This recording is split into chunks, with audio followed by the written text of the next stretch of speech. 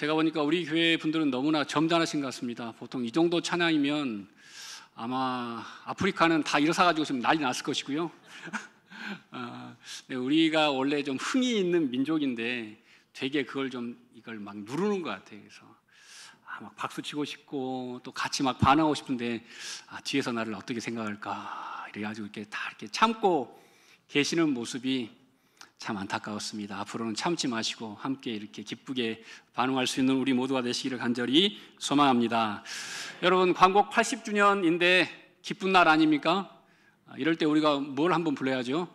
대한민국 만세. 네. 네, 우리가 정말 하나님 감사합니다.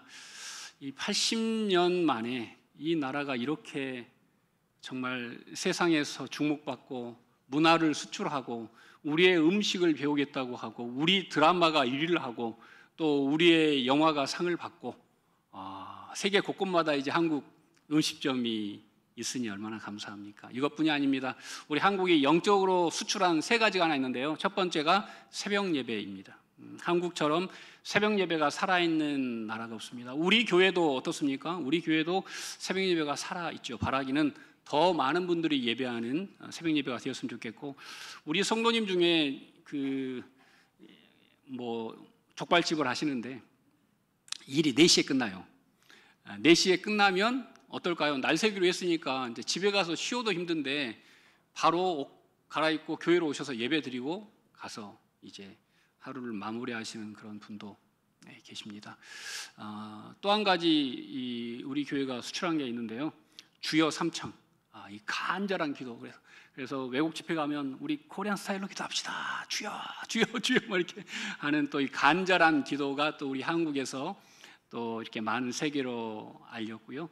또 하나가 우리 한국 교회처럼 예배가 살아있는 나라가 없습니다. 수요 예배, 금요 기도회, 주일 예배, 또 주일 오후 예배 등등 다른 대부분의 나라들은 주일에 한 번 예배하는 것도 요즘 되게 많은데 우리 교회는 그래도 우리나라는 그래도 우리 교회는 그래도 더 예배를 힘쓰고 있습니다. 더욱더 여러분 주님 앞에 나오는 시간을 주님께 영광 돌리는 시간을 기쁨으로 맞으시기를 간절히 소망합니다.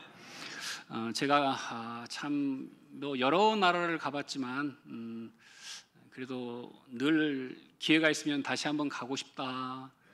이런 나라 중에 하나가 이스라엘인데요. 이스라엘 가면 예루살렘에 제가 좀 바빠도 꼭 들려보는 곳이 있는데 야드 바셴이라는 곳입니다. 야드는 기억이라는 뜻이고 셴은 이름이라는 뜻인데요. 이름을 기억하는 공간이라는 뜻을 가지고 있습니다. 2차 세계대전 때 나치 독일에 의해서 학살당한 600만 명의 그 사람들의 이름을 저장해 놓고 기억하고 있는 추모의 공간이기도 하는데요. 그 공간 가운데 이름의 집이라는 곳이 있는데 사진을 보여드리도록 하겠습니다. 중간에 돔으로 지어진 건물이 하나 있는데요. 거기에는 600만 명을 기념해서 600명의 초상화가 걸려 있고 아래로 파란색 부분은 600만 명의 데이터베이스가 지금 메모리 칩에 저장되어 있는 모습입니다. 그래서 저 공간에 들어가면 모든 스피커에서 사람의 이름이 계속해서 나오는데 600만 명의 사람의 이름을 아마 저 건물이 없어질까지 아마 계속해서 돌아가면서 그 이름을 부르고 있는데요. 여러 방들이 있는데 제가 지금도 잊을 수 없는 방 중에 하나가 어떤 한 방에 가면 안경으로 다 가득합니다. 이 공간 자체 하나가 안경만 쌓여 있는데 그 수용소에서 가스실에서 처형당하기 전에 안경 쓴 사람들이 안경을 다 벗어놓고 들어가지 않습니까? 거짓말로 샤워한다고 들어가서 가스로 죽이는 건데 그 벗어놓은 안경만 한 방에 가득하고 또 어떤 방에는 아이들의 신발로 가득합니다. 그래서 아이들이 벗어놓은 신발로 가득한 방, 어떤 방은 머리카락으로 가득한 이런 방들을 제가 보게 되었습니다. 그걸 보고 나올 때 모든 사람이 마음이 숙연해지는데요. 나갈 때 그 정문 입구에 이런 글이 쓰여져 있습니다. 용서하라, 그러나 잊지는 마라. 용서하라, 그러나 잊지는 마라. 근데 처음에는 제가 이 말씀이 그래 나치에게 그렇게 탄압받았으니까, 우리가 일제강점기에 그렇게 탄압받았으니까 그 치욕을, 그 수치를, 그 죽음을 기억해야지 다시 이런 어려움을 당하지 않지, 이런 뜻으로만 처음에는 받아들였는데 나중에 알고 보니까 이 말을 어디서 가져왔냐면 신명기 8장에서 가져온 거예요. 용서하고 기억하라, 하나님의 은혜를 잊지 말고 기억하라. 이 신명기 8장에서 이 말씀을 가져온 것입니다. 우리들은 잊어버리기를 잘하는 사람들입니다. 하지만 우리가 결코 잊지 말아야 할 것들이 있죠.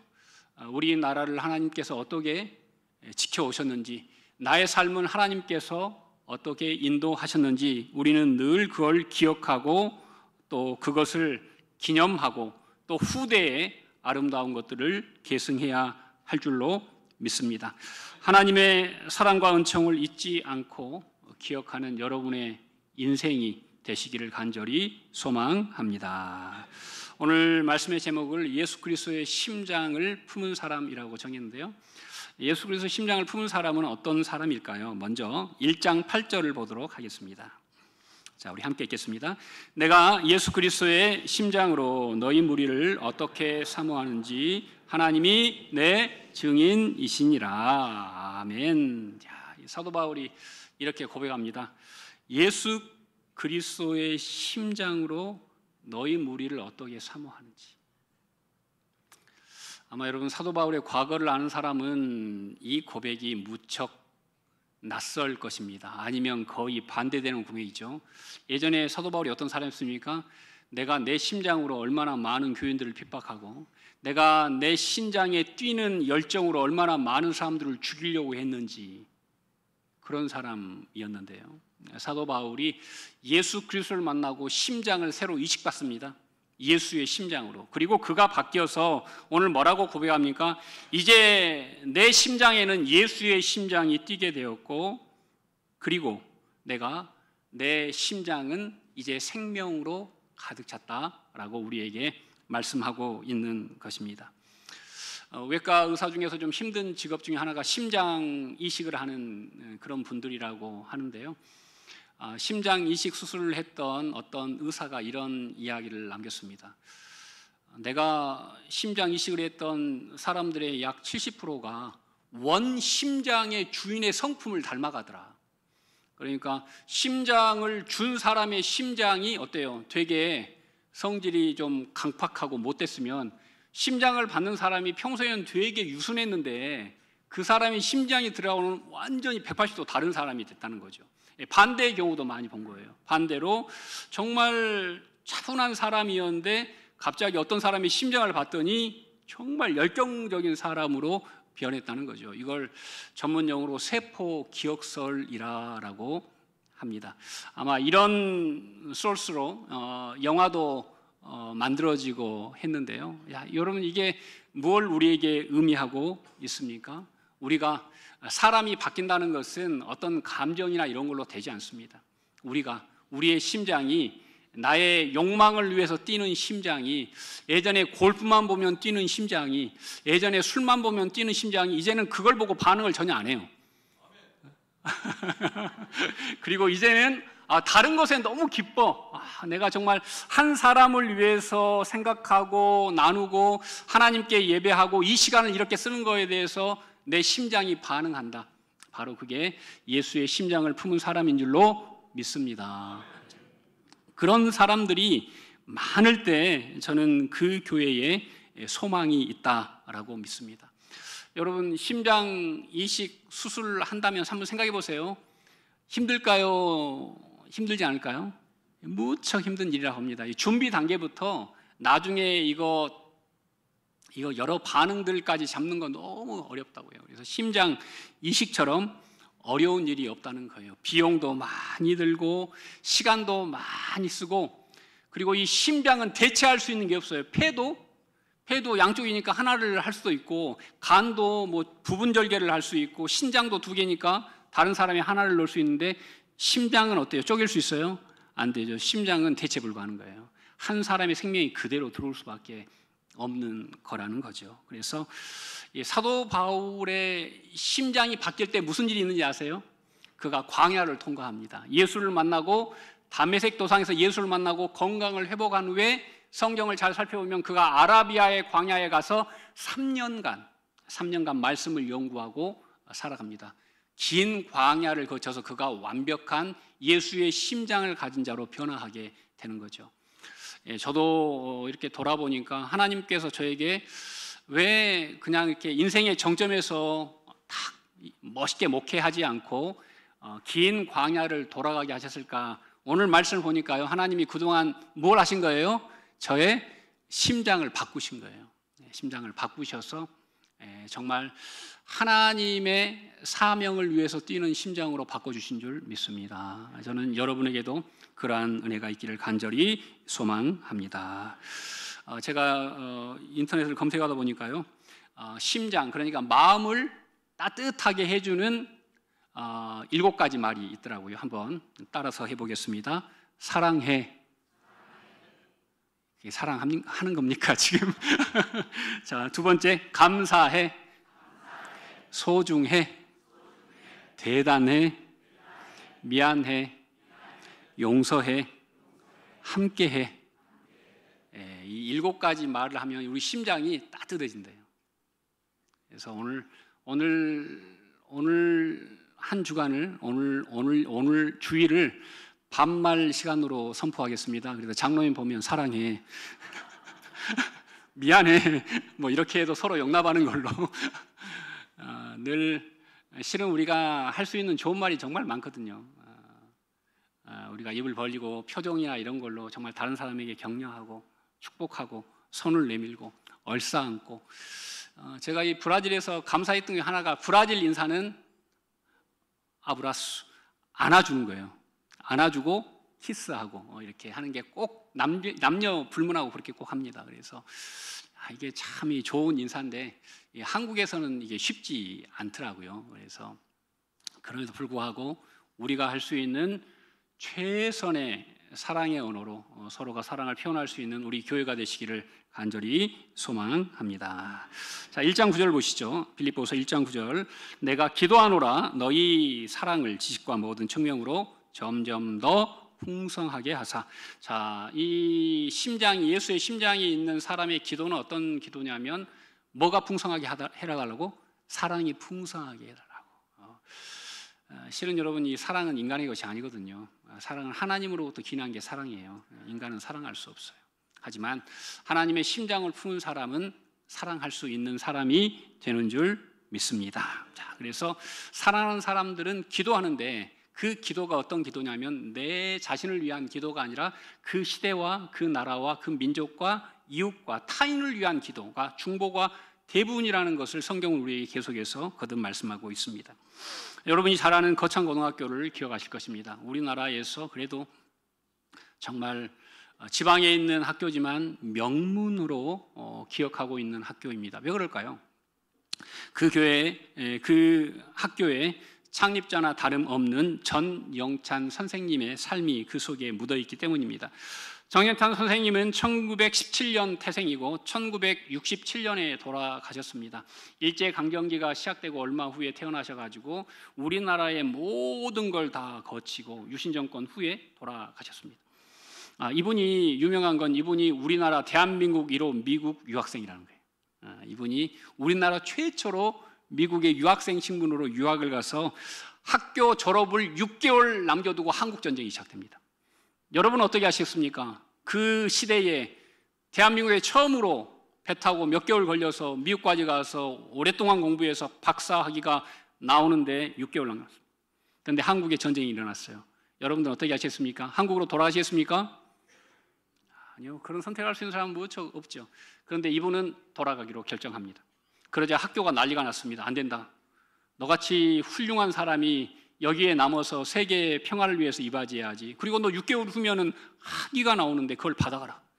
근데 그분은 그걸 거절하고 잠깐의 시간 동안 거기에 있는 한국인들 조금 자리를 잡은 분들에게 부탁을 해서 후원금을, 전쟁 후원금을 받아가지고 한국으로 돌아가게 되는데, 학교에서 이런 결정을 합니다. 6개월이 남았지만 이 사람은 점수는 다 받지 못했지만 이 사람의 기상과 비전은 우리가 본받을 만하니 이 사람에게 학위를 주자.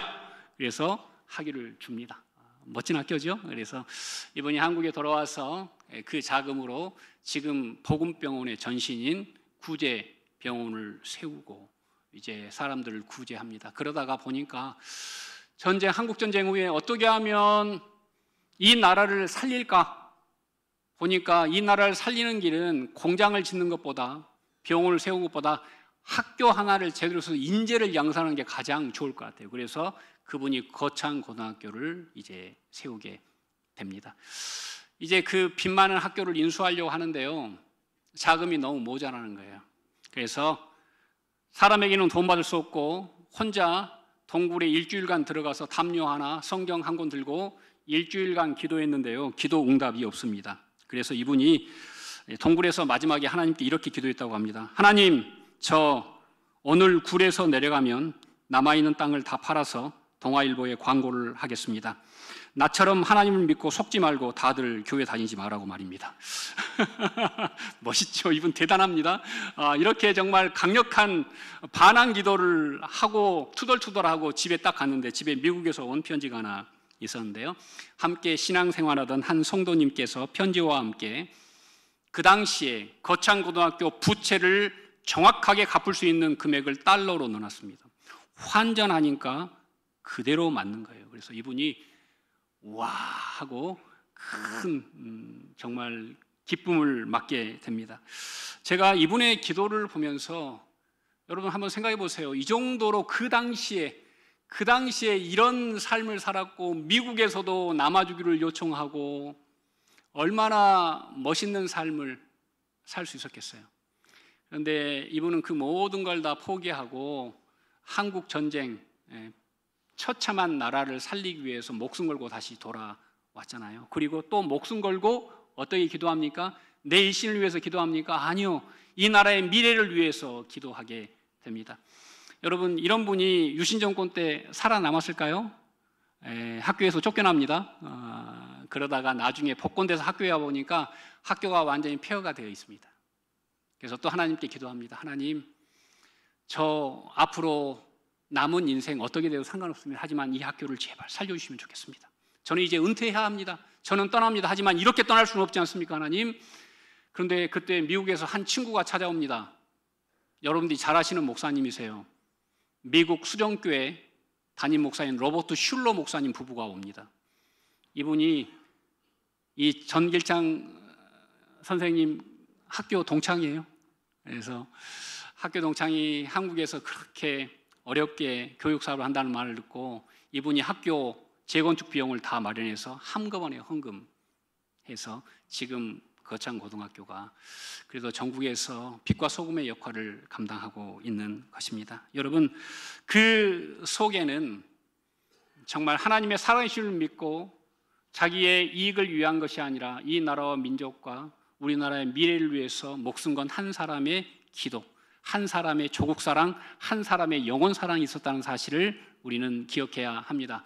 이번에 제가 짤을 보다 보니까 재미있는 짤을 하나 봤는데요. 참 따뜻한 분을 제가 만났습니다. 1분 29초 영상인데 함께 우리가 만나보도록 하겠습니다. 서울 강남에 위치한 이 편의점, 매장 한편에 특이하게 전기밥솥이 놓여 있습니다. 그 옆에는 콩나물과 날계란까지 있는데요. 구매 고객에게 무료 제공되는 음식들입니다. 이 편의점 점주가 컵라면 등으로 끼니를 때우고 출근하는 직장인들을 보면서 올 초부터 시작한 나눔인데요. 하루 11점에서 근무하고 있는 젊은 친구들 때문에 시작을 하게 됐는데요. 뭔가 좀 챙겨주면 힘이 나지 않을까 싶어서 갓 지은 따뜻한 밥을 주고 싶은 엄마 같은 마음에 큰 밥솥 대신 작은 밥솥에 조금씩 자주 밥을 짓는데요. 식재료 구입비로 한 달에 20만 원 안팎이 들지만 주머니 사정이 가벼운 청년들이 즐겁게 먹고 가면 그만큼 기쁠 수가 없다고 합니다. 이런 진심이 전달된 걸까요? 편의점 창가엔 감사 인사를 전한 쪽지가 빼곡하네요. 처음에는 말도 안 하고 그렇게 적어놨지만은 지금은 나갈 때 이모 잘 먹고 갑니다 하고. SNS에서 입소문이 나자 한 시민은 쌀 20kg을 가전제품 회사는 압력밥솥을 기부하기도 했습니다. 좀 더 사람 냄새 나는 편의점이 되고 싶어 시작한 나눔. 그 선한 영향력이 꼬리에 꼬리를 물며 퍼져나가길 기대합니다.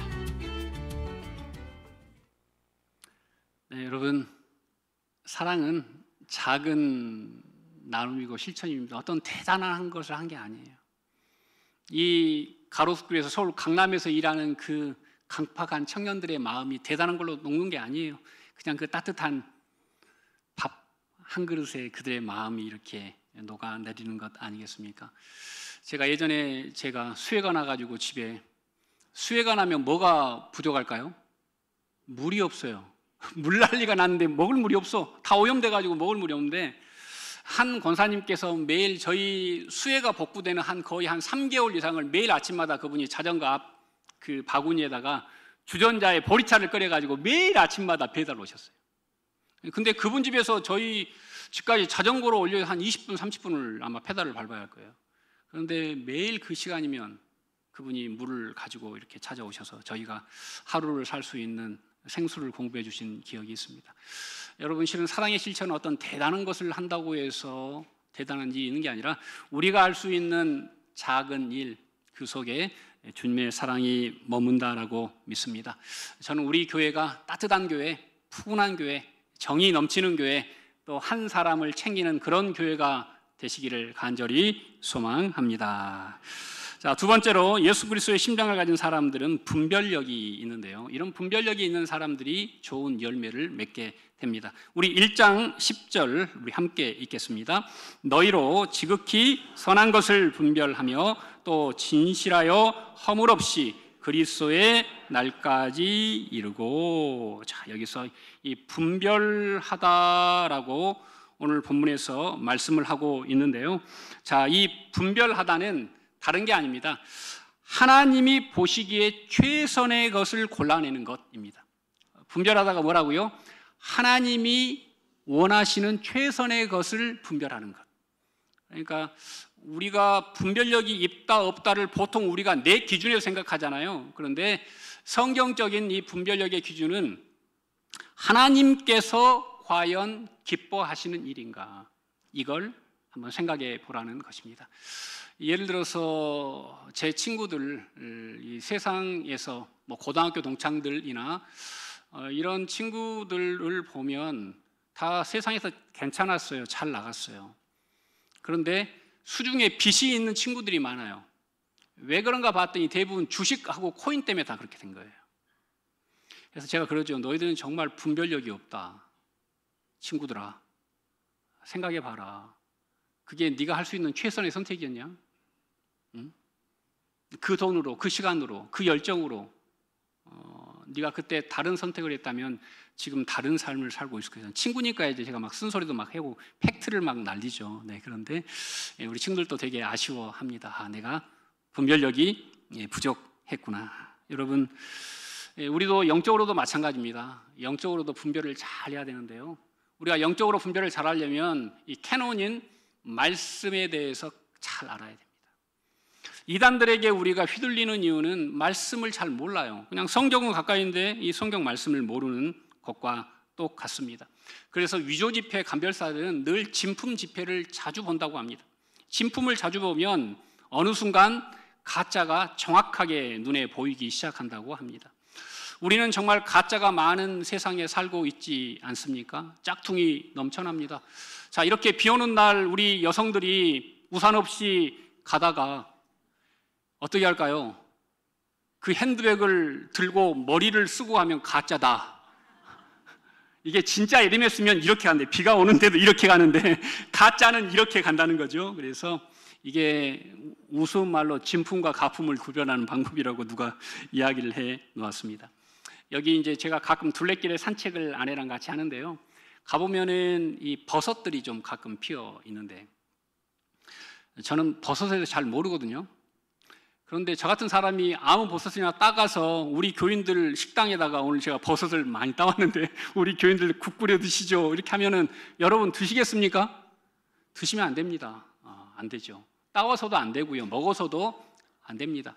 하지만 진짜 무엇이 약초인지 속초인지를 정확하게 구별하는 사람이 주는 건 먹을 수 있습니다. 영적으로도 저는 마찬가지입니다. 요즘 보면은 교회 간판은 걸고 있지만 가짜 교회가 정말 많고 성경 공부를 한다지만 하나님의 말씀을 왜곡해서 가르치는 곳들이 있습니다. 또 특별히 아프신 분들이나 또 정신적으로 조금 연약한 분들에게 기도 받으러 오라라고 혹시 연락 받으신 분 계십니까? 혹시 연락을 받았다 그럼 어떻게 해야 됩니까? 가야 됩니까? 가야 하지 않습니까? 가면 안 됩니다.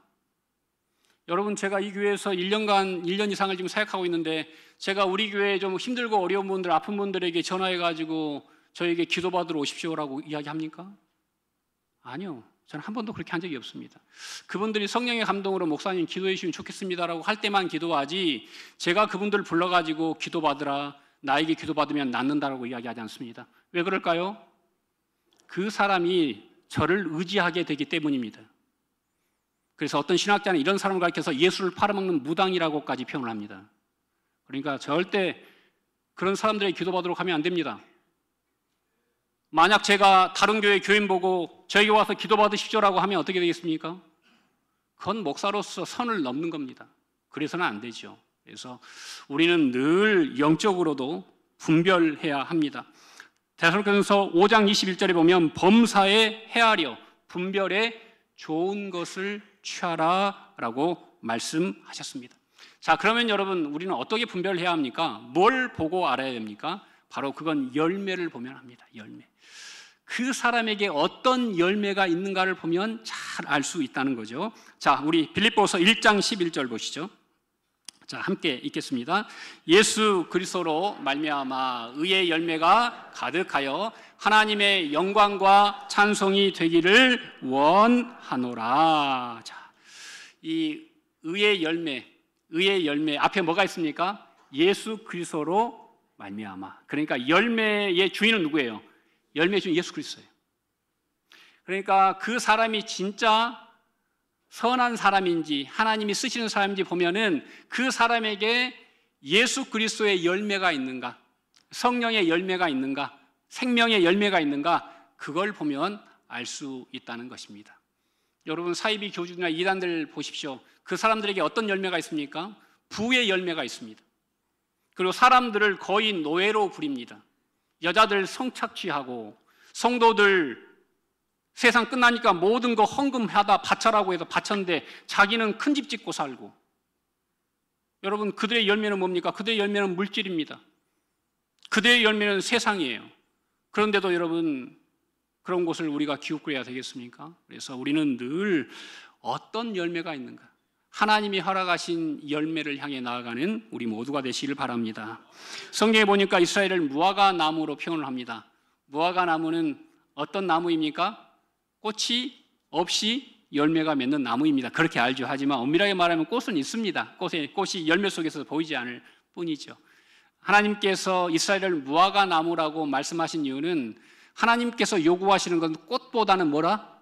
열매이기 때문입니다. 여러분, 우리 성도는 화려하게 이 땅 가운데서 멋있게 사는 사람이 성도가 아니라 어찌 보면 우리 성도들은 십자가를 지고 가는 사람들입니다. 화려하지 않아요. 고난당합니다. 괴롭습니다. 로마 시대 때는 끌려가서 글래디에이터의 밥이 되었고 사자의 밥이 되었고 저녁에는 그 콜로세움을 밝히는 횃불이 되어 탔습니다. 얼마나 처절하고 무섭습니까? 하지만 성경은 우리에게 이야기합니다. 무엇이 진짜인가? 어떤 열매를 맺어야 하는가를 우리에게 계속해서 말씀하고 있습니다. 자, 이런 열매의 목적이 무엇입니까? 자, 1장 11절 끝에 보면 하나님의 영광과 찬송이 되기를 원하노라. 그래서 우리의 모든 열매는 누구에게 올라갑니까? 하나님께 올라가게 되었습니다. 그런데 여러분, 이단이나 이런 악한 거짓 교사들은 그 모든 영광과 이런 것들을 다 자기가 착복합니다. 내 능력이다. 내가 너를 고쳤으니까 너는 내 말을 들어라. 이렇게 되는 거죠. 이보다 더 악한 일이 없습니다. 여러분, 하나님의 마음에 합한 인생, 그 인생은 꽃 피우는 것 인생이 아니라 열매 맺는 인생입니다. 우리는 딱 일생, 한평생 한 번을 이 땅 가운데서 살아갑니다. 헛된 열매가 아니라, 아무런 소용이 없는 열매가 아니라 많은 사람들을 살리는 열매를 맺는 우리 모두가 되시기를 간절히 소망합니다. 한 가지만 더 말씀드리고 말씀을 맺겠습니다. 빌립보서 1장 12절 보시죠. 자, 함께 읽겠습니다. 형제들아, 내가 당한 일이 도리어 복음 전파에 진전이 된 줄을 너희가 알기를 원하노라. 지금 사도 바울은 감옥에 있고요. 빌립보서 1장에 보면은 내가 매었다라는 구절이 3번 정도 반복되는 걸 봤을 때 그는 평상시에는 쇠사슬에 매여 있습니다. 그럼에도 불구하고 뭐라고 고백합니까? 내가 당한 이 모든 고난이 도리어 뭐의 진전이 됐다? 복음 전파의 진전이 됐다. 이 진전이라는 단어가 프로코페라는 헬라어를 썼는데 이게 군사 용어입니다. 혹시 군대에서 공병대 나오신 분 계십니까? 이게 이 로마 군인 중에서 공병대가 하는 일을 프로코페라고 이야기합니다. 이게 뭐냐면 산악지형은 나무를 다 베가지고 행군할 수 있도록 길을 여는 것이고, 강에는 다리를 놔서 군인들이 건널 수 있도록 먼저 길을 수축하는 일, 그걸 프로코페, 앞서서 개척한다는 뜻입니다. 오늘 본문에서 내가 지금 이렇게 고난당하는 것은 묶여서 아무것도 못하는 무능력의 삶이 아니라 나는 묶여있지만 주의 성령께서 지금 뭘 하고 있다? 복음의 길을 열고 있다. 어디에서도, 감옥에서도. 근데 여러분, 우리는 어떻습니까? 우리가 묶여있습니까? 여러분 다 자유인 아닙니까? 내가 자유인이면서도 내 삶에 복음의 진전이 없어요. 내가 다른 걸로서는 뭔가를 해보려고 몸부림치면서도 주를 위해서 이런 여호수아와 갈렙 같은 싸움이 없다면 우리는 나중에 하나님 앞에서 부끄러울 수밖에 없습니다. 지난 금요일에 장례가 나서 장례 예배를 마치고 목양실로 오니까 오후 한 2시 정도가 되었습니다. 원래 제가 금요일은 태신자를 만나러 가는 날로 정해놨거든요. 근데 그날은 힘도 들고 피곤하고, 아이고 또 금요일이라 주보 만들어야지, 설교 준비해야지, 할 일이 태산인데 가만히 앉아서 생각하니까 하나님이 저에게 무슨 마음을 주셨게요? 야, 그래도 태신자를 만나는 게 가장 남는 일이다. 그래서 다시 차를 타고 가서 이미 장례식장에서 밥은 먹었지만 또 음식을 하나 시켜가지고 음식을 먹으면서 잠깐 그분하고 대화를 하고 왔습니다. 여러분, 우리가 복음을 위해서 한 걸음 전진한다는 것은 되게 어려운 일입니다. 실은 어떤 우리의 게으름이나 우리의 상황을 뚫고 나가야만 가능한 일입니다. 하지만 하나님께서는 우리가 그런 복음을 위해서 한 걸음 내딜 때 우리가 구하지 않는 다른 것까지 풍성하게 허락하실 줄로 믿습니다. 여러분, 십자가를 한번 생각해 보십시오. 십자가는 헬라인들에게는 미련한 것이고 유대인들에게는 거리끼는 것이었습니다. 철저한 패배와 수치와 죽음처럼 보였지만 예수님은 십자가가 죽음의 길이 아닌 생명의 길이요 부활의 길임을 우리에게 말씀하셨습니다. 교회 되신 우리 성도 여러분, 신앙이란 내 심장을 버리고 예수의 심장으로 바꾸는 것입니다. 지금도 늦지 않았습니다. 우리가 영원한 삶을 살려면 우리 심장으로 천국을 통과할 수 없다는 사실을 기억하시고, 여러분 아까워하지 마시고 우리의 죄악되고 이기적이고 탐욕으로 가득한 우리의 심장 대신 우리 주님의 따스하고 생명력 있고 소망이 있는 심장으로 다 갈아 넣는 우리 모두가 되시기를 간절히 소망합니다. 그때 우리에게는 하나님이 원하시는 열매가 열릴 것이고, 우리 교회도 마찬가지입니다. 우리 교회도, 저는 다른 욕심 없습니다. 우리 교회가 정말 하나님이 원하시는 열매를 많이 맺고, 광영중앙교회가 대한민국의 남도 끝에 있었지만은 온 열방에 하나님의 살아계심을 나타내는 교회였다라는 칭호를 들을 수 있는 심장이 뛰는 우리 모두가 되시기를 간절히 축원드립니다. 기도하시겠습니다. 사랑과 은혜가 충만하신 하나님, 감사합니다. 예수님의 심장을 품고 하나님의 선하신 뜻을 품고 주의 사랑을 품고 성령의 열매를 품고 살아가는 우리 모두가 되게 하여 주시옵소서. 내 영광이 아니라 하나님의 영광을 나타내게 하여 주시옵소서. 예수님의 이름으로 간절히 기도드립니다. 아멘.